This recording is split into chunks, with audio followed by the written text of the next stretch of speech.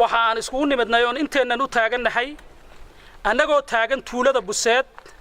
iskuulka Buseed taagan waxaan u taagannahay inaan hambalyo u dirno maanta oo la doortay xildhibaan Axmed Yaasiin Sheekh Cali ayaan leh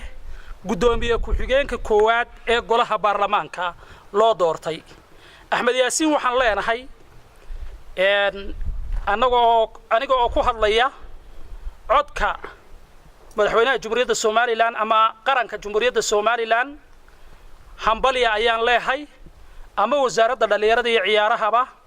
oo runtii Axmed Yaasiin uu yahay nin dhalinyaro ah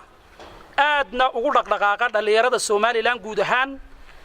xilka cusub ee loo doortay Hambalyo ayaan ku leenahay Allah ka dhigo kii Allah kugu garab qabto ku fududeeyo ayaanu leenahay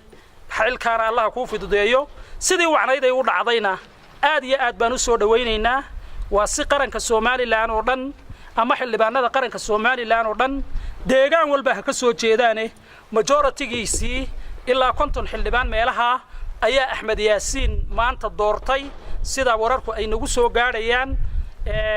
waxaan leenahay Allah ka dhigo kii isku wada dhammaan qaranka Somaliland ee xildhibaanada kala duwan ee matalaya ay ku doorteen Allah ka dhigo kii isku wada kii dalka iyo dadka iyo diinta wax u tara Allah ka dhigo xilkaana